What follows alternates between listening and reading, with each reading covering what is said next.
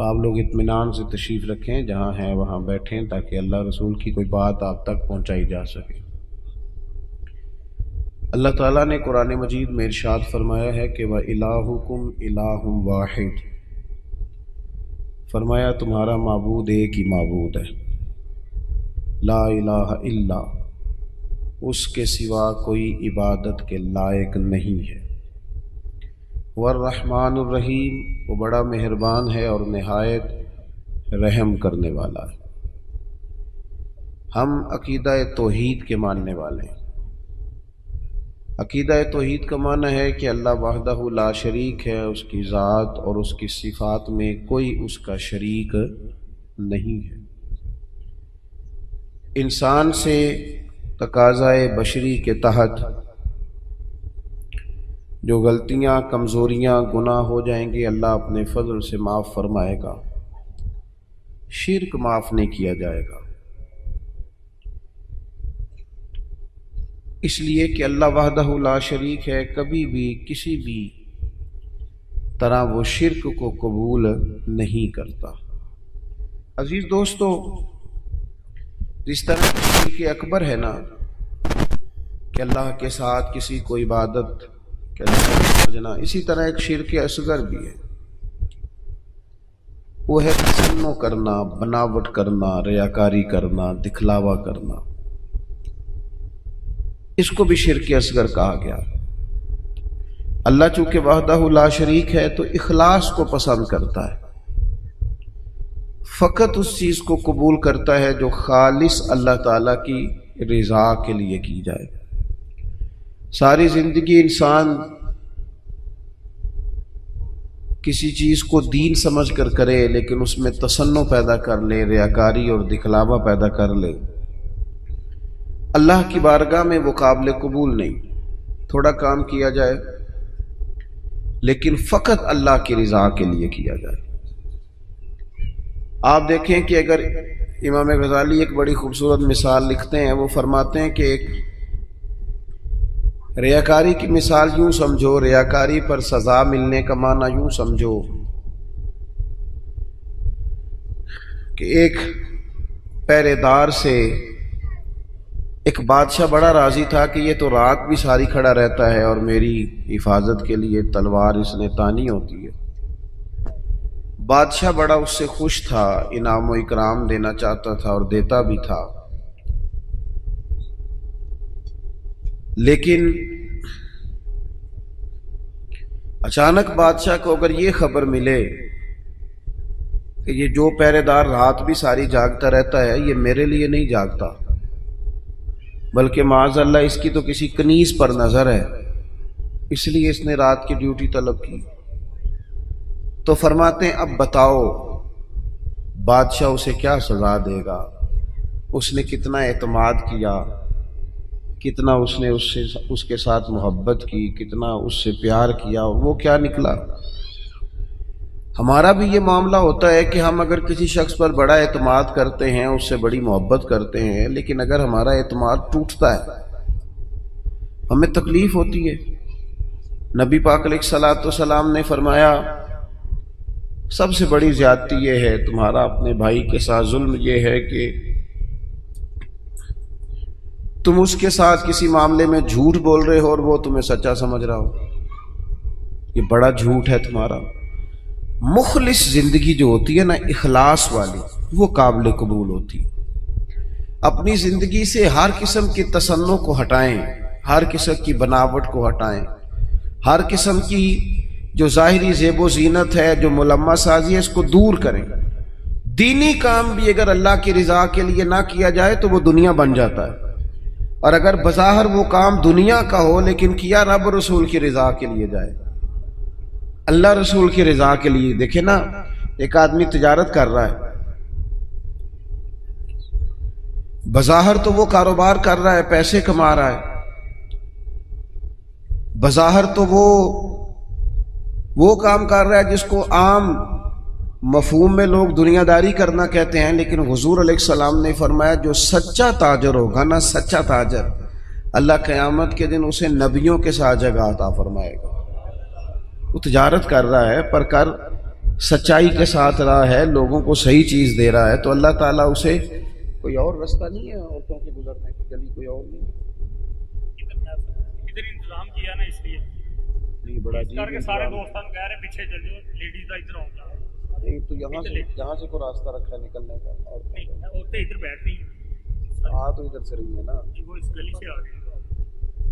اللہ آپ کو سلامت رکھے۔ خواتین کے لیے کوئی الگ بندوبست ہو جائے گزرنے کا تو وہ اچھی بات ہے، اللہ آپ کو سلامت رکھے۔ چلے میں جو بات عرض کر رہا تھا اس پر آپ کی توجہ دلاتا ہوں کہ جب انسان کا مزاج یہ ہو کہ وہ اللہ کی رضا کے لیے، اب کوئی آدمی رزق حلال کمانے کو نکلتا ہے، محنت مزدوری کے لیے جاتا ہے، تو لوگ تو یہی سمجھیں گے نا کہ دنیا داری کر رہا ہے۔ ایک شخص نبی پاک صلی اللہ تعالی علیہ وسلم کے سامنے سے گزرا، صحابہ بھی موجود تھے، تو جب وہ گزرا تو بعض لوگوں نے کہا دیکھو یہ کاش اللہ کے رستے میں جد و جہد کرتا، یہ تو دنیا داری کر رہا ہے۔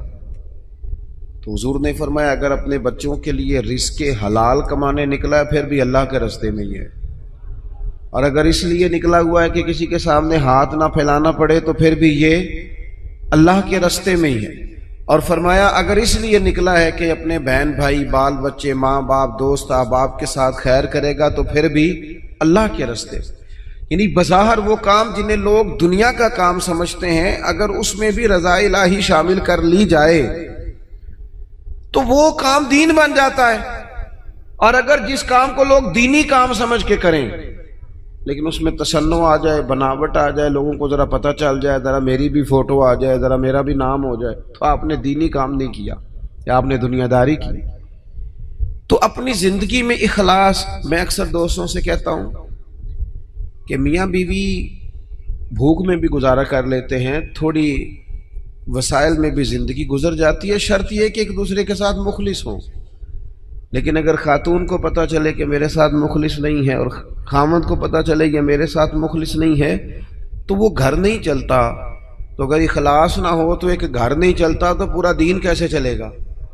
اپنی زندگی میں اپنے مزاجوں میں اخلاص، بہت ساری ہماری پریشانیوں کا سبب ہمارا دکھاوا ہے، اور میں نے دیکھا ہے یہ جو دکھاوا کرنے والے ہیں بیچارے یہ بڑے ڈسٹرب لوگ ہیں، ذہنی طور پر شدید پریشان لوگ ہیں دکھاوا کرنے والے، بیچارے بڑی تکلیف میں ہیں کہ دیکھو یار میری فوٹو نہیں آئی، خود بتاتے ہیں اللہ کا شکر ہے جی میں فلانا کام بھی نیکی کا کرتا ہوں، بڑا کرم ہے جی فلاں خیر بھیا۔ آپ کو یہ کیوں بتانا پڑا، اتنی پریشانی کیوں لگ گئی آپ کو؟ اگر آپ کرتے ہیں تو اللہ تعالیٰ اس کا اجر آپ کو عطا کرے گا، خود بخود آپ کو کیوں ایسا کرنا پڑا؟ اخلاص والی زندگی گزاریں، اپنے لہجوں میں اپنے لفظوں میں حسن اور صفائی لائیں۔ دیکھیں نبی پاک صلی اللہ تعالی علیہ وسلم نے فرمایا قیامت کے دن کچھ لوگ بڑی نیکیاں لے کے رب کی بارگاہ میں حاضر ہوں گے، ان کے پاس بڑی نیکیاں ہوں گی، لیکن اللہ فرمائے گا تم نے نیکیاں تو کی تھیں پر کی تھی لوگوں کو دکھانے کے لیے، اب اس طرح کرو جن کو دکھانے کے لیے نیکی کی تھی انہی سے جا کے اجر مانگو، میرے لیے کی نہیں، لہذا ان سے اجر مانگو جن کے لیے تم نے نیکی۔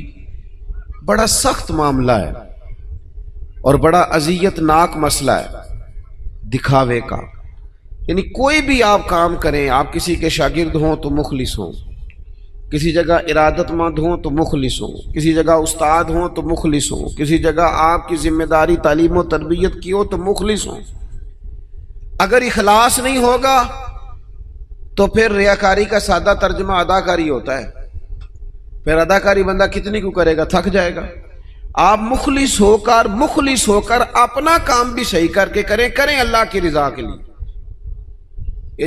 یہ رشتہ داروں میں زیادہ لڑائیاں کیوں ہوتی ہیں؟ سارا چکر پروٹوکول کا ہے، مجھے آگے نہیں کیا، میرا نام نہیں لیا۔ اگر اخلاص ہو جائے نا یار میں نے اللہ کی رضا کے لیے صلہ رحمی کرنی ہے تو پھر تو میرے نبی پاک نے فرمایا جو تم سے توڑے اسے جوڑو، جو تمہیں محروم کرے اسے عطا کرو، پھر تو انداز اور ہو جاتا۔ اخلاص جو ہوتا ہے وہ اصل ہوتا ہے، اخلاص جو ہوتا ہے وہ حسن ہوتا ہے، اور نبی پاک علیہ السلام نے فرمایا مخلص ہو جاؤ، خالص ہو جاؤ اللہ کی رضا کے لیے، تمہارا تھوڑا عمل بھی تمہیں کفایت کر جائے گا۔ تھوڑا عمل بھی تمہارے لیے زیادہ ہو جائے گا، مخلص ہو جاؤ، تھوڑا عمل بھی فائدہ دے گا۔ لیکن اگر اخلاص نہیں تو پھر تو انسانی زندگی انتہائی کٹھن ہو جاتی ہے، وقت گزارنا مشکل ہو جاتا ہے۔ مخلص ہے نا جو بندہ، تو وہ سادہ بھی ہے، جو مخلص ہے وہ چھپا ہوا بھی ہے، اور حضور نے فرمایا اسے مبارک ہو جسے تھوڑے لوگ جانتے ہیں۔ وہ بندہ ویسے ہی انفرادی ہو جاتا ہے۔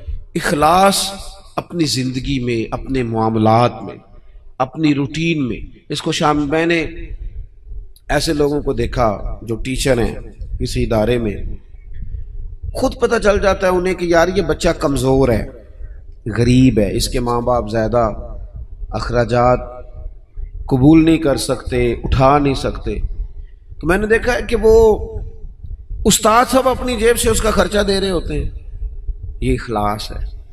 اگر مخلص ہو جائیں، منتظمین، معاونین، تو بہت سارے بچے جو تعلیم سے رہ جاتے ہیں وہ نہ رہیں، وہ پڑھ جائیں۔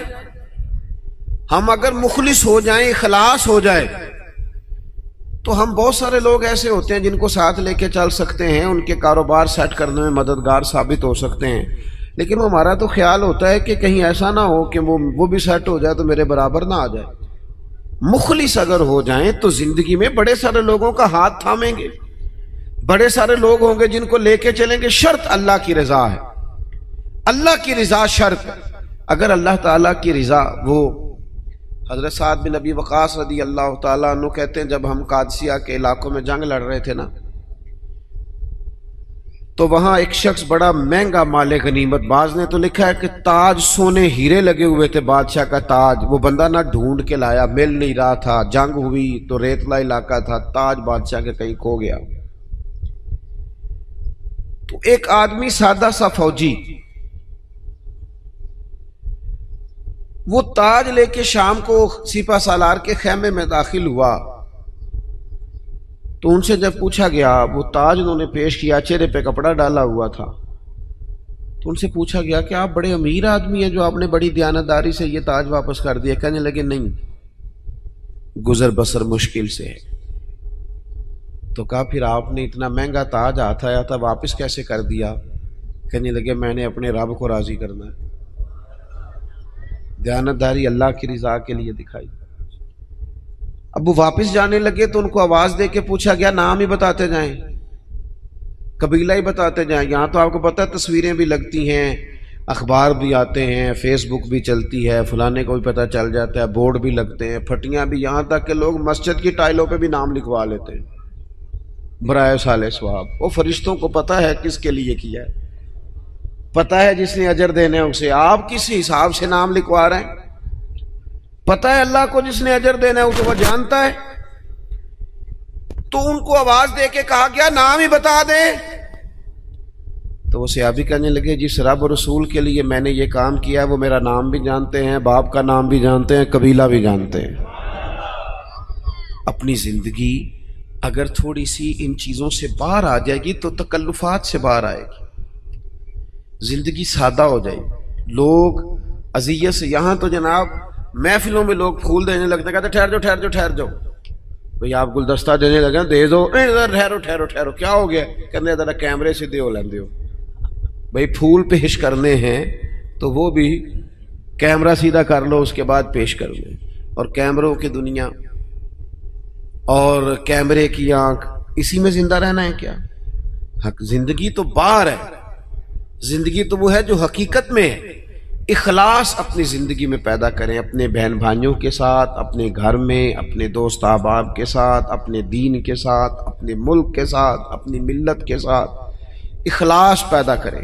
مزاج خلوص والا ہو، للہیت والا ہو۔ ہم مسلمان ہیں، ہمیں یہ والا سبق نہیں پڑھایا گیا کہ دنیا میں کھا لو پی لو موج کر لو، یہی ہے سارا کچھ۔ ہمیں تو کہا گیا ہے کہ تم یہاں کوئی خیر کرنے آئے ہو، اخلاص کے ساتھ رب کو راضی کرو، واپس لوٹنا ہے، اس کی بارگاہ کی طرف واپس جانا ہے، جزا سزا کا فیصلہ ہوگا۔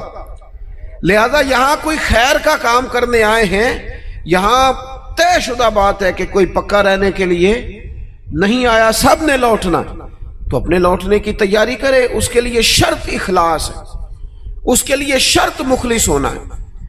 بڑے سارے غریب لوگ ایسے ہیں جنہوں نے اب اپنے دکھ نہیں وہ بتاتے، انہوں نے چھوڑ دیے۔ بڑے سارے سفید پوش ایسے ہیں جو تکلیف میں آتے ہیں کسی سے بات نہیں کرتے۔ کیوں؟ انٹرویو بڑا لمبا دینا پڑتا ہے، کاغذات ہی بڑے دکھانے پڑتے ہیں، پوچھ ہی بہت گہری ہوتی ہے، تفصیلات ہی بڑی دینی پڑتی ہیں۔ حالانکہ رب نے جب ہمیں دیا تھا تو اتنی تفصیلات نہیں جانی تھی، پوچھی تھی، حکم نہیں دیا تھا۔ وہ تو خیر جانتا ہے سارا کچھ، لیکن اس نے اتنے سوال جواب جو جس ذریعے سے ہمیں دیے وہ ذریعہ اتنے سوال و جوابوں والا نہیں تھا۔ ہم جب لیتے ہیں تو پھر ماحول اور ہوتا ہے، اور جب دینا پڑتا ہے تو حالانکہ وہ کہتا ہے وَمِمَّا رَزَقْنَاهُمْ يُنْفِقُونَ، اس میں سے خرچ کر جو میں نے تجھے دیا ہے، دیا ہی میں نے، اب اس میں سے دے۔ تو ہمارے ہاں جناب بڑی لمبی، اب تو لوگ بتاتے نہیں، کہتے ہیں چپ کرو، عزت نفس کا مسئلہ ہے، اگر بات کریں گے تو بات کھل جائے گی، بات آگے نکل جائے گی۔ لیکن جو دینے والے تھے، جو عطا کر، حضرت عبداللہ ابن عمر رضی اللہ تعالیٰ عنہ،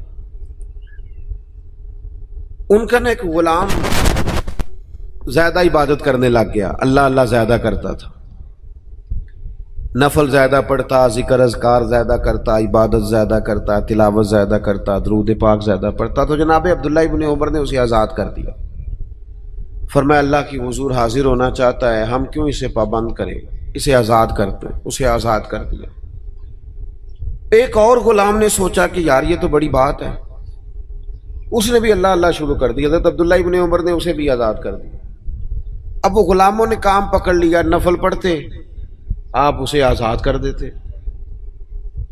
ایک دن آپ کے بیٹے کہنے لگے بابا جان یہ آپ کو دھوکہ دیتے ہیں، بعد میں پتہ نہیں پانچوں بھی پڑھتے ہیں کہ نہیں، آپ کے سامنے یہ نفل پڑھتے ہیں، بڑے سجدے کرتے ہیں، آپ آزاد کر دیتے ہیں، آزادی کے بعد پتہ نہیں کیا کرتے ہوں گے، دھوکہ دیتے ہیں۔ حضرت عبداللہ ابن عمر نے بڑی ہی اعلیٰ بات کر دی، رب کے بندوں کی یہی شان ہوتی ہے۔ فرمانے لگے یہ مجھے رب کے نام پہ دھوکہ دیتے ہیں، میں تیار ہوں دھوکہ کھانے کے لیے، اس نام پر میں دھوکہ کھانے کو، یہاں لوگ بڑے بڑے ناموں پہ دھوکے نہیں کھاتے، تیرا پلاٹ مہنگا بیچ دوں گا، لوگ دھوکہ کھا نہیں جاتے، تو جمع کرا تیرے 100 کے 250 ہو جائیں گے، کھاتے نہیں، دولت کے نام پہ تو دھوکے کھاتے ہیں نا، لوگ اقتدار کے نام پر بھی تو دھوکے کھاتے ہیں نا۔ تو کہا اگر اللہ کا نام لے کر یہ مجھے دھوکہ دینا چاہتے ہیں تو میں دھوکہ کھانے کو تیار ہوں۔ اخلاص پیدا کرے زندگی کے اندر، للہیت پیدا۔ آپ اتنے سارے لوگ آئے ہیں، اگر ہم 50-60 لوگ بھی کسی ایک علاقے میں مخلص ہو جائے نا، اور ہمارا ذہن بن جائے کہ ہم نے اخلاص کے ساتھ اس علاقے کی خدمت کرنی ہے، علاقے کے مسائل کو دیکھنا ہے، آپ تو ماشاءاللہ بہت زیادہ ہیں، میں کہہ رہا ہوں 40-50 لوگ بھی ہوں تو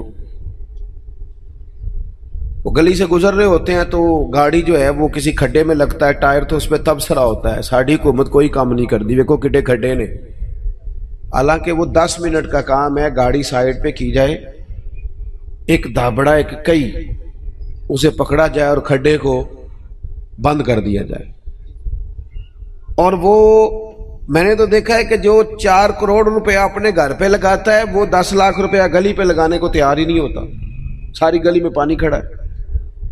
ہم ساری زندگی تبصروں میں وقت گزارتے ہیں، گفتگو میں وقت گزارتے ہیں، ہم نیک نظر آنا چاہتے ہیں، نیک بننا نہیں چاہتے، ہم چاہتے ہیں ہماری شہرت ہو جائے، ہم نیک لوگ ہیں، لیکن نیکی کرنی نہ پڑے، خیر والا کام ہے اسے کر گزرے اور اللہ کی رضا کے لیے کر گزریں۔